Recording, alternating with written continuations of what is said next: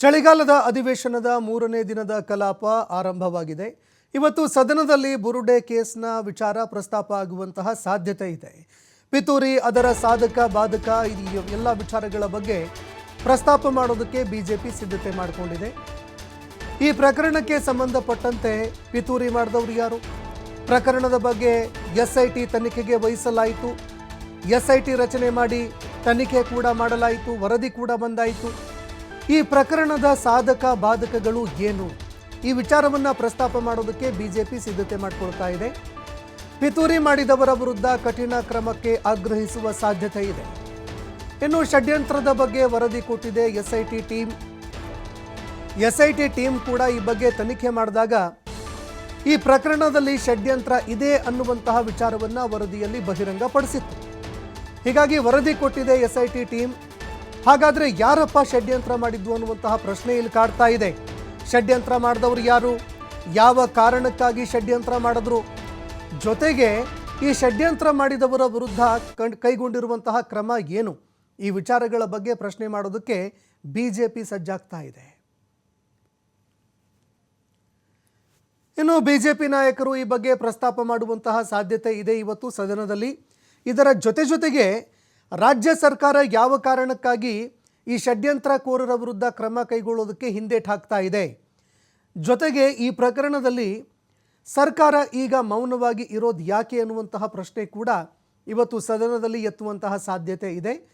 ಜೊತೆಗೆ ಈ ಪ್ರಕರಣದಲ್ಲಿ ಎಸ್ಐಟಿ ತನಿಖೆ ಆ ವರದಿ ಏನಿದೆ, ಆ ವರದಿಯಲ್ಲಿ ಇರುವಂತಹ ಅಂಶಗಳೇನು, ಜೊತೆಗೆ ಈ ಪ್ರಕರಣದ ತನಿಖೆ ಮಾಡಿ ಸಿಕ್ಕಂತಹ ಆ ಒಂದು ವಿಚಾರಗಳಾದರೂ ಏನು, ಸಾಧಕ ಬಾಧಕಗಳೇನು ಈ ಪ್ರಕರಣದ್ದು, ಈ ವಿಚಾರಗಳಿಗೆ ಸಂಬಂಧಪಟ್ಟಂತೆ ಇವತ್ತು ರಾಜ್ಯ ಸರ್ಕಾರವನ್ನು ಪ್ರಶ್ನೆ ಮಾಡುವಂತಹ ಸಾಧ್ಯತೆ ಇದೆ. ಇನ್ನು ಈ ಪ್ರಶ್ನೆಗಳಿಗೆ ರಾಜ್ಯ ಸರ್ಕಾರ ಜೊತೆಗೆ ಗೃಹ ಸಚಿವರು ಯಾವ ರೀತಿಯಾಗಿ ಉತ್ತರ ಕೊಡ್ತಾರೆ, ಜೊತೆಗೆ ವರದಿಯಲ್ಲಿ ಇರುವಂತಹ ವಿಚಾರಗಳನ್ನು ಪ್ರಸ್ತುತಪಡಿಸ್ತಾರಾ ಅನ್ನುವಂಥದ್ದನ್ನು ನೋಡಬೇಕಾಗತ್ತೆ.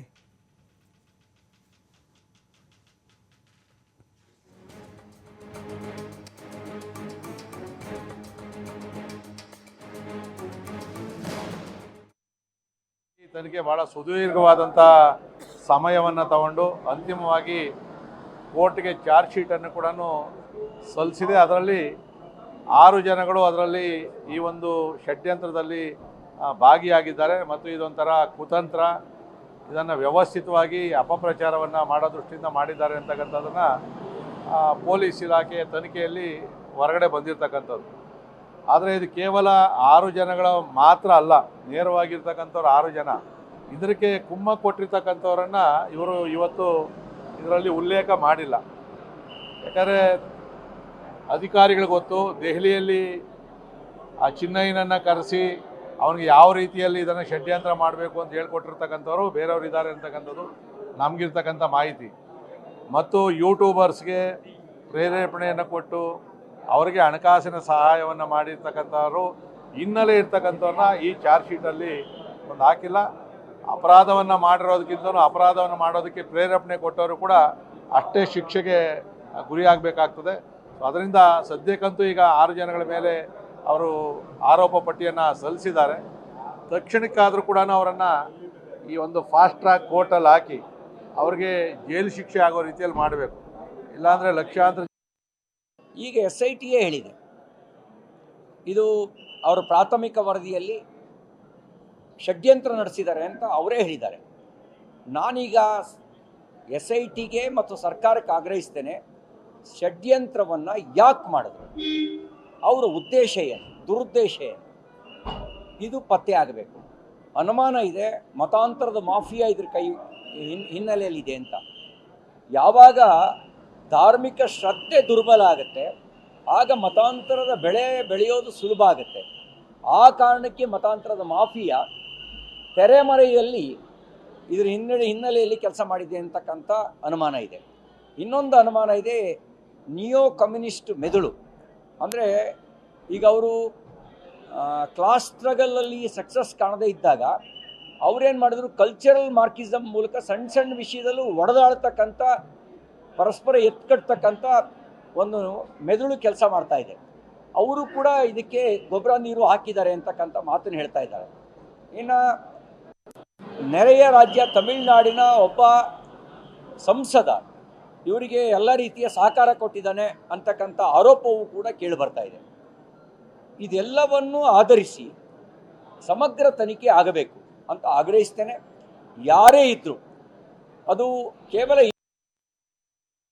6 ಜನರ ಬಗ್ಗೆ ನಾವು ಮುಂಚೆನೇ ಹೇಳ್ತಾ ಇದ್ವಿ, ಮೊದಲು ಇವರನ್ನ ಬಂಧಿಸಿ ಅಂತ ಹೇಳಿ. ಆದರೆ SIT ತನಿಖೆ ಆಗಿದೆ, ಈಗ ಬಂದಿರುವಂಥ ವರದಿಯ ಒಂದು ಸುದ್ದಿಗಳು. ಹಾಗಾಗಿ ಯಾವುದೇ ಕಾರಣಕ್ಕೂ ಇಡೀ ಹಿಂದೂ ಸಮಾಜಕ್ಕೆ ಅಪಮಾನ ಮಾಡುವಂಥ ಕೆಲಸವನ್ನು ಮಾಡಿದಂಥ 6 ಜನ ಯಾರು ಕುತಂತ್ರಿಗಳಿದ್ದಾರೆ ಅವರನ್ನು ಯಾವುದೇ ಕಾರಣಕ್ಕೂ ಸುಮ್ಮನೆ ಬಿಡಬಾರ್ದು. ಸರಿಯಾದಂಥ ಶಿಕ್ಷೆಗೆ ಗುರುಪಡಿಸುವಂಥ ಕೆಲಸವನ್ನು ಮಾಡಬೇಕು. ಸರ್ಕಾರ ಇದರಲ್ಲಿ ಮತ್ತೊಮ್ಮೆ ಆಟವನ್ನು ಆಡಲಿಕ್ಕೆ ಹೋಗಬಾರ್ದು. ಇಡೀ ಧರ್ಮಸ್ಥಳ ಹಿಂದೂಗಳ ಶ್ರದ್ಧಾ ಕೇಂದ್ರ. ಈ ಶ್ರದ್ಧಾ ಕೇಂದ್ರಕ್ಕೆ ಮಾಡಿದಂಥ ಅಪಮಾನವನ್ನು ಹಿಂದೂ ಸಮಾಜ ಯಾವತ್ತೂ ಸಹಿಸೋದಿಲ್ಲ. ಆದರೆ ಇವತ್ತು ಸತ್ಯಾಸತ್ಯತೆಗಳು ಗೊತ್ತಾಗಿದೆ ಯಾರು ಅಂತ ಹೇಳಿ. ಹಾಗಾಗಿ ಅವ್ರ ಬಗ್ಗೆ ವಿಶೇಷವಾದಂಥ ಕ್ರಮವನ್ನು ತಗೊಳ್ಳೋಂಥ ಕೆಲಸವನ್ನು ರಾಜ್ಯ ಸರ್ಕಾರ ಮಾಡಬೇಕು ಅಂತೇಳಿ ಒತ್ತಾಯ ಮಾಡ್ತೇವೆ. ಖಂಡಿತವಾಗಲೂ ಇದ್ರ ಬಗ್ಗೆ ಪ್ರಸ್ತಾಪವನ್ನು ನಾವು ಮಾಡ್ತೇವೆ.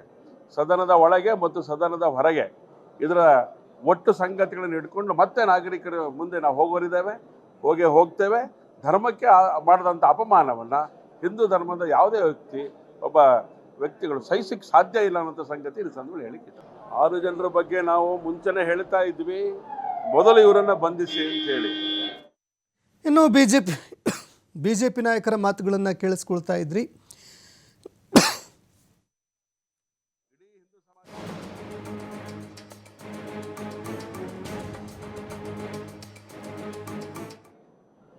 ಷಡ್ಯಂತ್ರ ನಡೆಸಿದ್ದಾರೆ ಅಂತ ಅವರೇ ಹೇಳಿದ್ದಾರೆ.